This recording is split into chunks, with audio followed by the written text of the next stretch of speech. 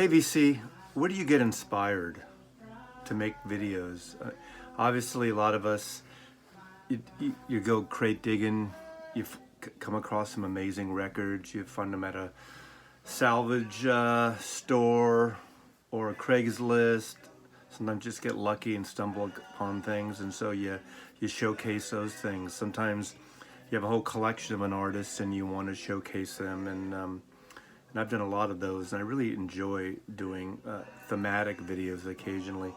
I was driving early this morning, and I have a bunch of random things on my iPhone and I was playing it through my car, and came across two songs. Came across one was the Beatles, Ringo singing "Honey Don't," which was a Carl Perkins song, and then there's a Beau Brummels song, and there's a lot of videos and a lot of people showcasing the Byrds' Sweetheart of the Rodeo and the whole country rock 70s thing, even though Sweetheart's from 1968. But I started thinking about cowboy music and country music and how I got into it. And it goes back for me, and I'm always showing this, but it goes back to the Beatles. And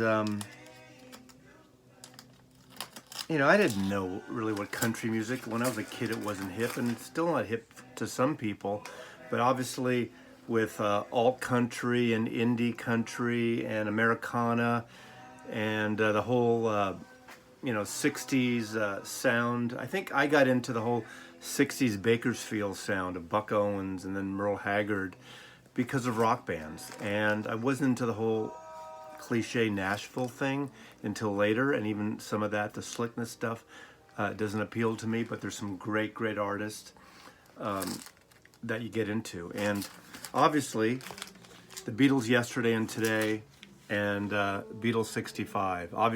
I came from the American point of view, which a lot of people my generation did, not the records the way the Beatles intended them to, but the way Capitol put them together.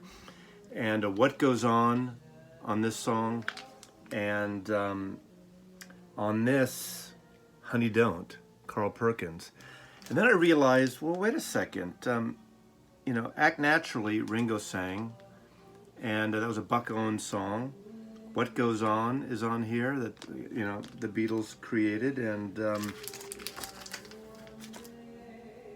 you start getting into Honey Don't, I'll Be Back, Everybody's Trying to Be My Baby, Carl Perkins song, and even later on, their own original songs. I don't want to spoil the party.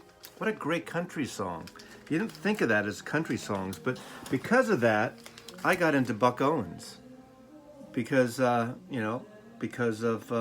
Act Naturally. Buck Owens, the whole Bakersfield country sound of the late '60s, sort of '66, '65 to 70-ish, 69. Great music from my point of view.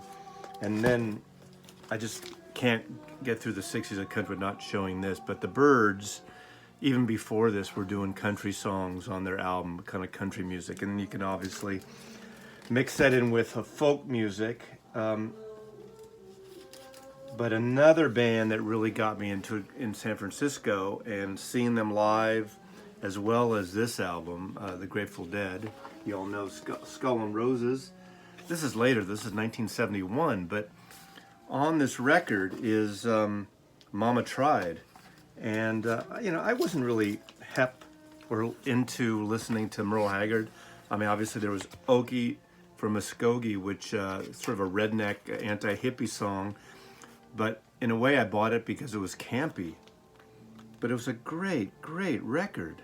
Mama Tried on here, a live version of this, but I really got into him, Merle Haggard, Hire the Ex-Con, as we used to joke about, because he saw Johnny Cash at one of, I think, the Folsom Prison or the San Quentin show, because he was a convict, and he gets out and makes these great records for Capitol Records. But also because of the Dead, I used to see them do Big Iron and El Paso, so of course I go and buy the original at some point, which is Gunfighter Ballad and Trail Songs, Marty Robbins, probably the ultimate cowboy record. And you'll see this on the VC a lot, you see it in other places. But because of the Grateful Dead, I got into these things too. If you go back further, probably one of the early artists that I used to watch when I was a kid on television was the pop singing of Ricky Nelson. And Ricky Nelson was a country. I mean, we're talking about his version of country too, which is Lonesome Town, especially that song right there. Hello Mary Lou is such a country song, a big hit for him.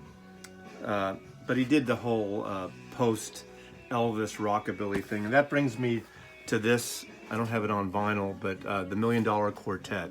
$1 Million Quartet was Elvis Presley.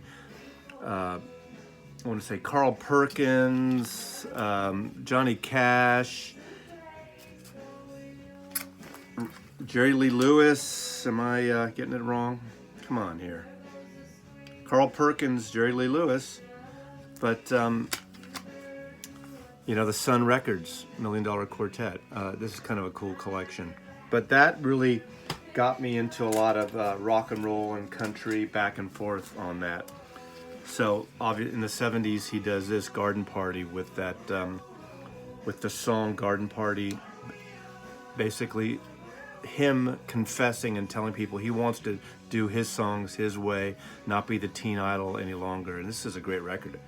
It's too bad he freebased himself in a Piper Cub to obscurity, because Ricky Nelson was an original and is a real deal, not just your teen idol, in my opinion. So, there you go.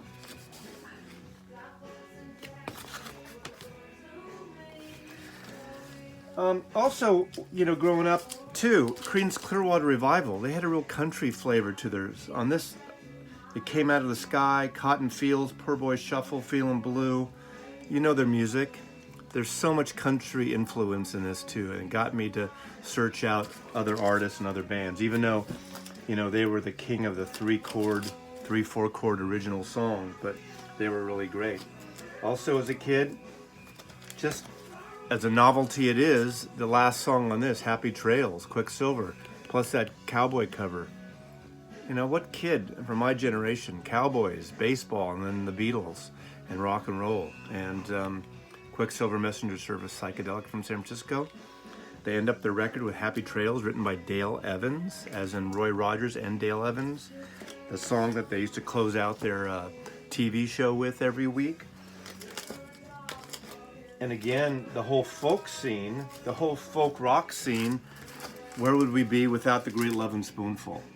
Got a little more into a little country, but a little, let's see, once you get the auto harp and guitar in there, Butchie's tune, you didn't want to have to do it, jug band music, the jug band thing mixed in with rock and roll on these records. Fabulous records, Lovin Spoonful, John Sebastian, Zalianowski. Anyway, Lovin Spoonful got me into it. You start searching out other kinds of genres by getting teased and not knowing. You think it's just a rock and roll band, but it's that mix of American country music, which is wonderful. And again, those kind of artists got me into cowboy, swing, western swing. Bob Wills and his Texas Playboys. Just love this stuff. I mean, you could, later in the 70s, Commander Cody and his Lost Planet Airmen, Asleep at the Wheel, did this kind of stuff. And it brought this music to a new audience. And it made it, I don't know if hip's the word, but it made it popular to an audience that were open to new things, not just one genre. Obviously, going back to the core of it, it's all about Hank Williams, isn't it? Hank Williams. Now, this is a UK comp in mono. If you see this record, grab it. The best sounding of any Hank Williams. True mono, not reprocessed, but a great 2-record comp, 40 greatest hits. It came out in the 70s, I believe. My buddy Coleman turned me on to this. We were in a record store in Seattle some years ago. I think I had it back in the 70s, and it was traded away in my 90s purge, but he made me buy it, and I don't regret it for a day. So out of all the comps, out of all the records, if you just want one, find this, you know, eBay it. Discogs it. It's tremendous. You know, find a good copy of it. Just wonderful. Great liner notes. He died in 1953. Hank. Which obviously brings us, but I don't have here, but the whole outlaw thing in the 70s. Waylon and Willie and the whole Austin thing going on. Jerry Jeff Walker. I'm not showing that stuff here. I'm just showing records and groups from the 60s that really got me into country music. You know, you got to throw in Bob Dylan there. These two records, obviously Nashville Skyline recorded in Nashville, then the more minimal John Wesley Harding with great songs. This is backed by great musicians out of Nashville. And the issue that came out of the box set of this period that's coming out, I'm blanking out on Bob Dylan's bootleg series. I believe this is coming out. Yeah, the 67 to 69 stuff is coming out, you know, imminently, within the next month. And that's going to be stuff from John Wesley Harding and from Nashville Skyline. Great stuff. I eat that stuff up. You've seen me show some of my Dylan box sets, CD box sets, and vinyl too. Again, in no particular order, but another band that really kind of got me into it early on is the Beau Brummels. San Francisco Beau Brummels. San Francisco's America's answer to the Beatles with Laugh Laugh. I just showed this, I believe, somewhere. But on here, they do on their first album, Oh Lonesome Me, which is a Don Gibson song. Don Gibson, another great Western artist. Great record. And of course, they do this record the same year Sweetheart of the Rodeo comes out, Bradley's Barn. This record fell into obscurity, as initially, in a way, did the Byrds, but the Byrds get the credit, rightly so, with Graham Parsons and the McGuinn and Clarence White and everyone with Sweetheart. But Bradley's Barn is recorded at Owen Bradley's or Bradley Owens. Is it Owen Bradley or Bradley Owens? I always get dyslexic on that. His great recording studio, and he produced Patsy Cline's records. But this is a wonderful record. The expanded edition from Record Store Day last year or two is definitely worth getting with alternate and early tracks. But this is a keeper. Again, now a cult classic, Bradley's Barn by the Beau Brummels. And even their Warner Brothers reunion album from 1975 is quite good. Has kind of a more country, modern rock sound, mid-70s period. You know, just in terms of showing some other bands from the 60s that we didn't know was turning us on to country music. Buffalo Springfield's first album. Obviously for what it's worth, but Nowadays Clancy, Sit Down, I Think I Love You, which Steve Stills wrote. Hot Dusty Road, Steve Stills, Everybody's Wrong, Steve Stills. Oh man, Out of My Mind with Neil Young song. Great kind of ballady country song too. Pay the Price, Steve Stills, very kind of twangy country. You know, I should have pulled Poco. Poco is right in there, man. In fact, Poco. P-O-C-O. Poco.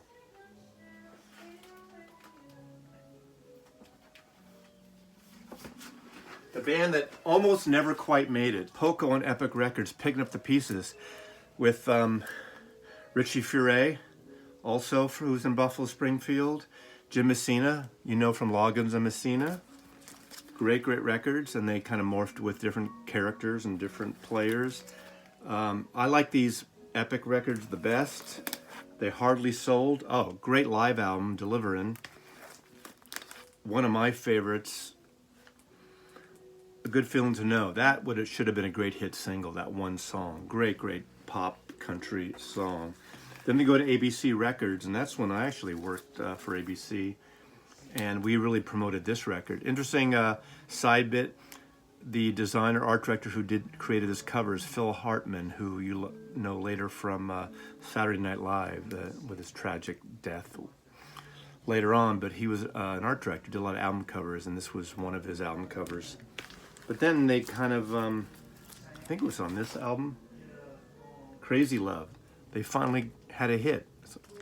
ABC Records, more Muzak-y, 1978, a little more MOR, but some good stuff on these records too. So Poco, Pogues, wrong band, Poco. Anyway, and then I guess I'll end it. But, oh, two more things. Okay, Rolling Stones. Obviously, they were more blues-based for their entire career, but look at this. Factory Girl, Parachute Woman, Dear Doctor, totally influenced by country music as well, especially in around 68, 69, doing their version of Honky Tonk Woman, their country version, Country Honk. So over the years, and later on, Girls with the Faraway Eyes from the Some Girls album, you know, they kept coming back to a little bit of country too. And then, you never think of the Kinks as country, right? But this album, Muswell Hillbillies, I mean, there's country all over it. 20th Century Man, Holiday, Alcohol, a little bit of the New Orleans thing going on, Oklahoma, USA, Dave Davis, but Ray got really into American country music to a point in his own way, merging it with suburban North London fare with the Kinks. So that's sort of a roundabout, not organized view of what got me into country music.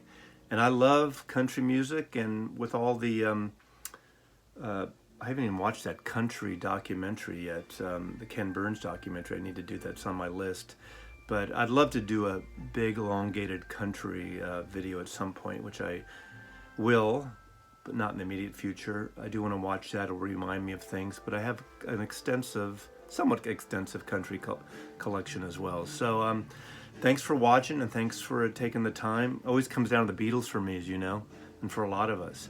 You get turned on by an artist that you like, and you realize, wait a second, who did the original of that? And you go check out the original.